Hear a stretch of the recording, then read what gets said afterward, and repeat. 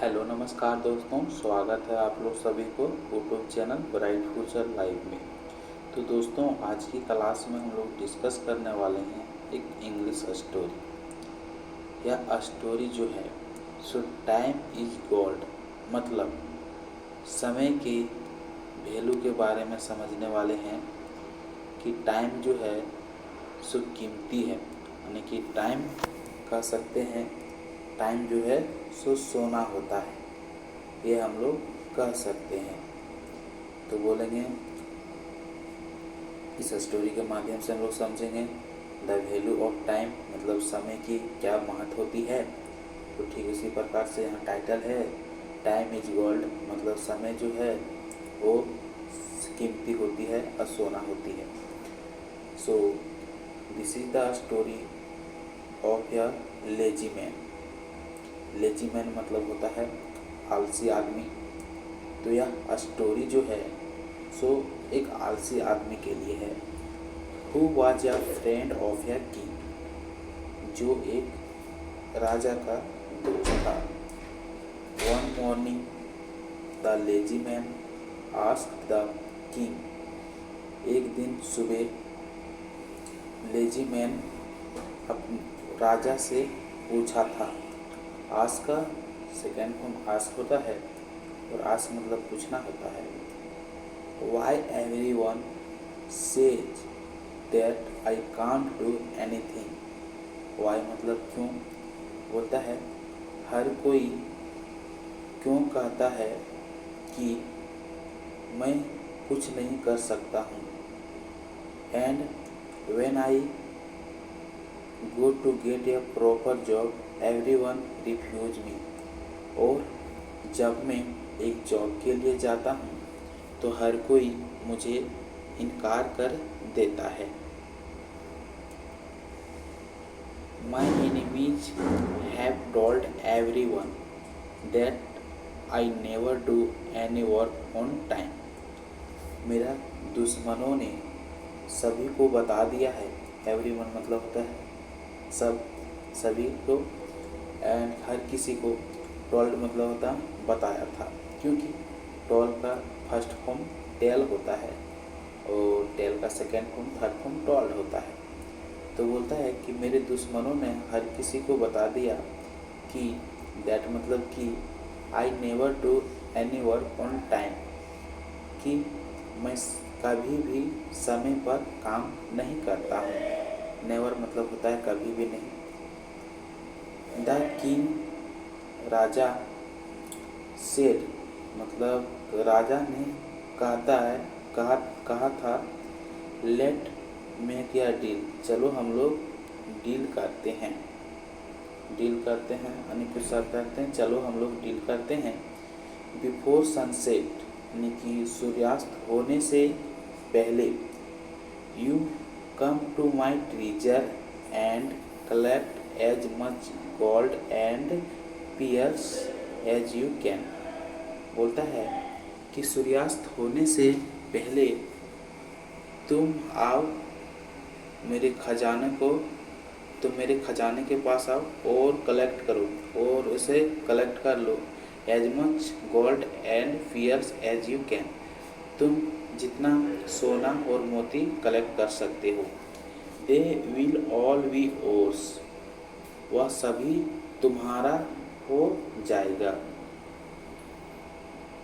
So the man rust, तो रस मतलब क्या होता है, तो रस मतलब होता है किसी और तेजी से दौड़कर जाना। तो वह आदमी जो है तो वही बोलता है the man rush towards his home to his wife, वह आदमी दौड़कर चले जाते हैं अपनी घर में पत्नी के पास। ही एक्सप्लेन एवरीथिंग, वह एक्सप्लेन करती यानी व्याख्या करती है एवरीथिंग हर चीज़ का।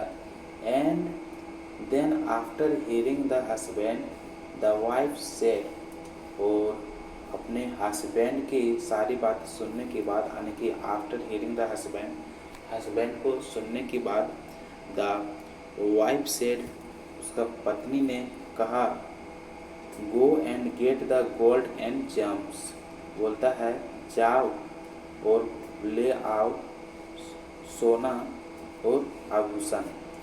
Now time is gold for you, अभी समय है, अभी कीमती समय है तुम्हारे लिए।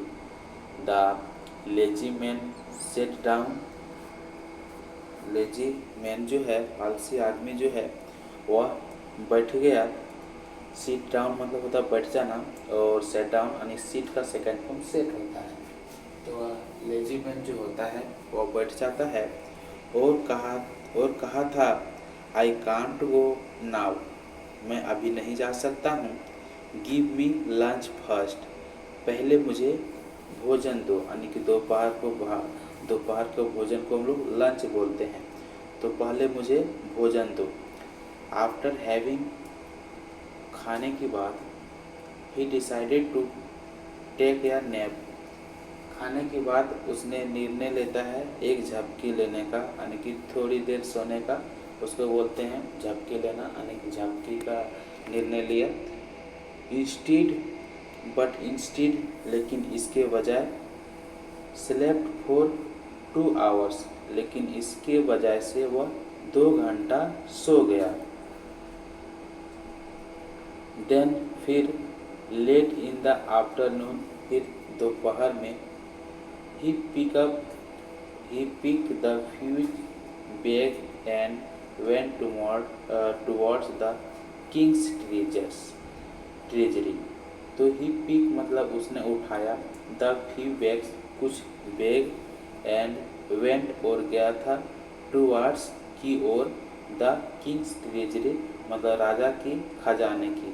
तो इसका मतलब हुआ कि उसने कुछ बैग उठाया और राजा की खजाने की ओर गया था। ऑन द वे, रास्ते में, ही फेल्ट हॉट, उसने गर्मी महसूस किया। फील मतलब होता महसूस करना या तो लगना, तो उसे गर्मी लगा रास्ते में।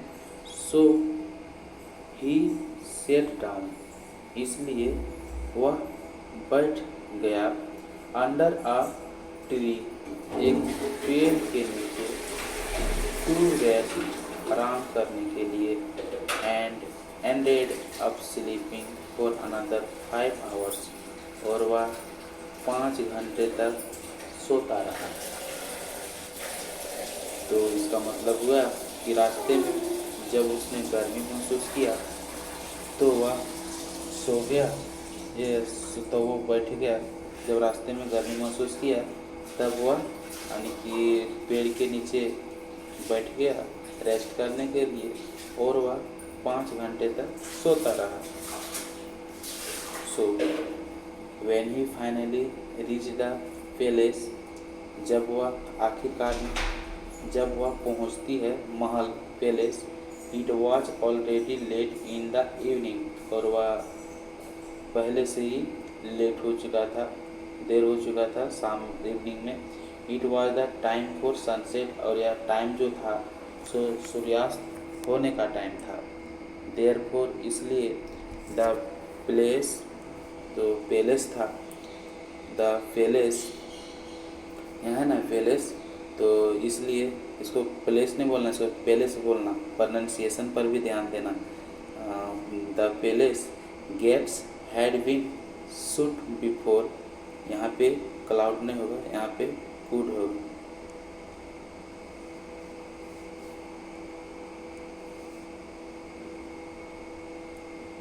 यहाँ पे कुड होगा, तो